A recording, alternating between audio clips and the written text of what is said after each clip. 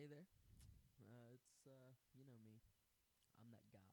I'm the guy that makes videos here. The guy that made majority of videos here before they all got fucking deleted. I'm sorry, Kojima. We claimed Metal Gear Solid. Get over it.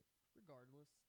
Yeah, I'm gonna start making videos here again. Hopefully the other guys will pick up on that, get that energy flowing. But yeah, today I'm going to read some creepypasta. Not to be confused with terrifying spaghetti or freaky ravioli. Today's creepypasta has it's really topical because, Al Alistair, otherwise known as his codename Lust, this is kind of ironic. He has a sort of a gambling addiction, and you'd expect that of me, considering my crappy weeaboo codename pulled from Full Metal Alchemist is greed. Seven Deadly Sins, what? But yeah, this creepypasta is called Blackjack. Enjoy. So, today was quite interesting. It would seem that our teacher, Mr. Duran, has given us yet another pointless and time-consuming homework assignment. The creation of a journal, one that would center around our personal lives. Now, I'm not one to disregard writing. As a matter of fact, I love to write. But this was ridiculous.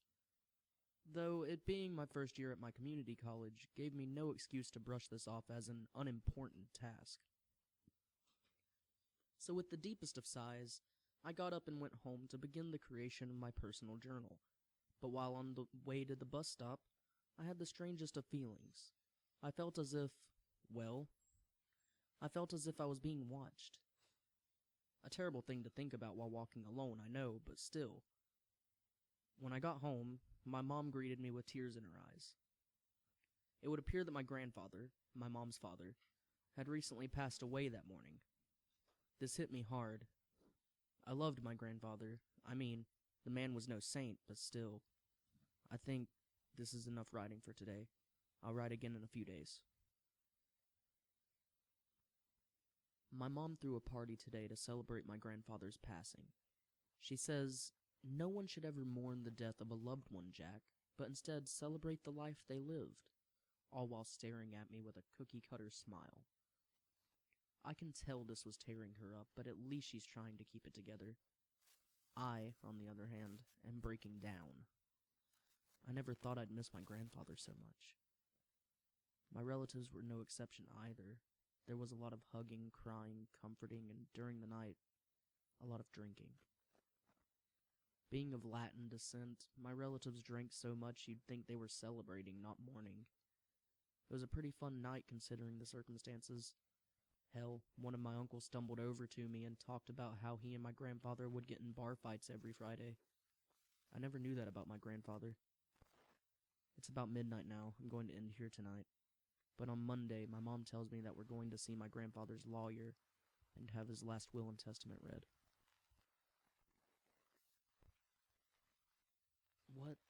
What exactly am I looking at? As I write this, my mind cannot comprehend the events that took place today. This morning, my mom took me with her to meet with the lawyer my grandfather had hired to read his will. I was pretty tired. I hadn't been able to get any sleep the night before. I just kept tossing and turning. I had a feeling that I was being watched again. I switched on my lamp and turned on the TV. There was no way I was going back to sleep after having this feeling again. On the way to the law office, I listened to my music and slowly fell into a doze. I must have dozed off because I had a dream. Although the more I tried to remember it, the more it felt like a nightmare. I was looking through the eyes of a killer. This person was waiting in the dark for quite some time. He looked down and stroked the large kitchen knife that was in his right hand, when suddenly a woman started to walk by. He jumped her and proceeded to stab her repeatedly. After what seemed like an eternity, he rose up and casually walked away. I woke up to a sharp turn and loud, obnoxious honking. This woman had almost driven straight into me and my mom. My mom cursed her out as the woman just stared at her, unintimidated. After a few minutes, she just shrugged and drove off. My mom started to drive again. As she drove this time, though, she talked to me. I can't believe there are still people who completely disregard the safety of others. She was extremely angered. I don't think I've ever seen my mom become this angry in my entire life. I hope you don't become this type of driver, Jack. I sighed, seeing as I was barely 17 and had no driver's license to my name. How did she expect me to become like that woman? I won't, I said in a tired, irritated tone. That dream may have been disturbing, but it was the only sleep I had gotten in the last few hours. Finally, we arrived at the law firm. It looked very clean and well furnished inside. We made our way to my grandfather's lawyer. The man looked very pale and anxious. After a short introduction, he read the will. To my daughter, Anna, I leave what valuables I'm in possession of. The lawyer turned to me and pulled out an old black suitcase. And to you, Jackie boy, I leave something that I found quite interesting. Quite interesting?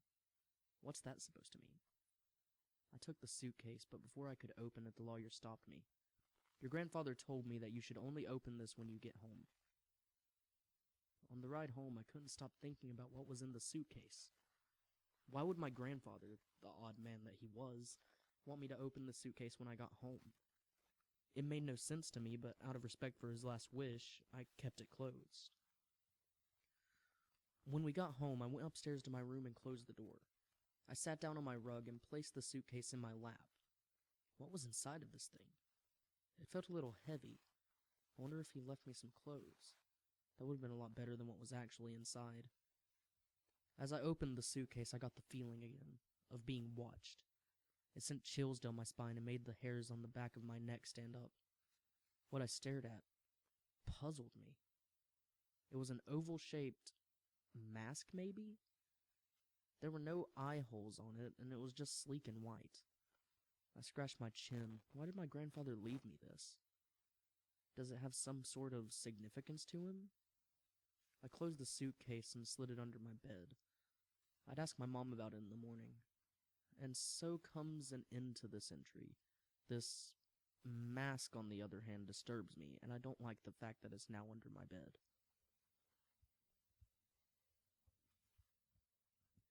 The past 2 days have been strange. After the events I wrote about on Monday, I awoke to quite the scare on Tuesday. I heard breathing. Slow but steady breathing. This made me jump out of bed and switch on the light in my room. When the light was on, I saw that the mask-like object was on my nightstand. I stared at it for a while, in disbelief mostly. I had put the damned thing under my bed, so why the hell was it on my nightstand? I thought back to the night before. Had I took it out and put it there? No, I was certain I put it under my bed. I grabbed the mask and studied it. I tilted it up and down, left and right, trying to see if there was any distinguishable features on this thing that would have made it worth my grandfather's interest. But to no avail. It was just a plain old white mask. I took it downstairs to my mom to see if she remembered why her father had such an interest in this thing. When I showed her it, she raised an eyebrow and said, "I've never seen my daddy wear that mask before, let alone show it off." She touched it and shivered. "Jack, that thing is ice cold. How can you not shiver while holding it?" This confused me. The mask was cold? No way. Oddly enough, this thing felt a little hot. I just shrugged and thanked my mom for telling me what she knew. After that, I went back upstairs to get changed for school and tossed the mask onto my bed. When I got to school, our professor, Mr. Duran, was a no-show. For Christ's sake, this man misses more school than an anemic. Frustrated, I turned around and walked back to the bus stop. When I got there, I sat down on a bench and held my backpack in my lap. I was waiting for the bus when my backpack moved. It was subtle, but there was nothing to distract me from seeing it. I opened it up and saw the mask. It was the only thing in my backpack. No notebooks, no papers, not even my journal, just the mask. Strange, my backpack had the same weight as if all of those things were in it still. I picked up the mask to look at it again when I saw it. What was once a blank mask now had 2 dark circles where eyes would be, and a large, long, toothy smile. I started to shake uncontrollably. I couldn't stop looking into the eyes of this thing. The bus arrived moments later. I hopped on, still holding the mask. I sat there just staring into it. When I got home, I found a note on the fridge. It read, "Sorry, Jackie, I'll be working late tonight. I hope you'll understand." Under it, there were the usual X's and O's my mom would leave on her notes to me. Well, crap. I'm home alone with this thing. I held on to it the entire night. There was no way I was letting this thing pull another fast one on me. Which brings me to the events of this morning. This Wednesday morning. I woke up and felt, well, great. I didn't even wake up in the middle of the night. Things were starting to look up. That is, until I went to the bathroom and looked into the mirror. I'm wearing the mask. I just stood there staring at myself. I don't remember putting it on. My semi-long hair was unkempt and partially covering the mask. I felt the mask and it felt like rough human flesh. I tried to take it off. God knows I tried to take it off, but to no avail. I began to cry. I started to repeat myself over and over and over again. I can't take it off. After a few minutes, I heard footsteps coming from the stairs. My mom. It's her. I couldn't let her see me like this. I closed the door right when my mom was in front of it. "Jackie?" my mom said with a hint of concern. "Jackie, sweetie, are you okay?" I had to respond quickly. "Yeah, I'm just fine." The voice had gotten a bit deeper almost like it wasn't even mine anymore. After a few minutes, my mom said, "Uh-oh, looks like someone finally hit puberty." A joke? She was making a joke? I can't get this thing off my face and she's making a joke? That's when I heard a voice in my head. It was subtle and a bit low, but it was as clear as the sky. "Jackie, are you going to take that crap from her? You're better than that. You deserve better treatment than that." I smiled. This voice was right. I did deserve better than this. "Jack," my mom called out as she made her way downstairs. "I'm going to the store. Did you want something?" I was still smiling. "No, I don't need anything, Mother." After a few minutes, I went downstairs. I took a large kitchen knife that was near the sink, then I just sat down and waited. I felt as if I was in another daze, almost like my dream from a few days ago. Once again, I felt as though I was looking through the eyes of someone else. A few hours passed. I was still waiting. I couldn't move my body. Every nerve stood on end, and I could feel my heartbeat quickening. Then the voice came back. This time it was louder. "Jackie, what's wrong? Isn't this what you wanted?" I struggled to move my mouth. If I could, I would have screamed. My mom came home 5 hours later. She had a few items with her. As she walked into the kitchen, she almost screamed as she saw me, just sitting there on the counter holding the knife. "Jackie, what on earth are you wearing? Son, please put the knife down." I tilted my head, but not of my own accord. This thing had a hold on me. I felt like a puppet. That's when I spoke, my words sounding twisted and guttural. "Mother, what took you so long? I thought I'd never get the chance to see you again." This confused my mom. The mask was glad to see her again? But before she could say another word, I jumped off the counter and stabbed her, repeatedly. I sobbed as I did this, for these were not my actions, but its. As I write this final entry, I can't stop crying. The mask has a hold over me. It's twisted my very soul. It's made it black.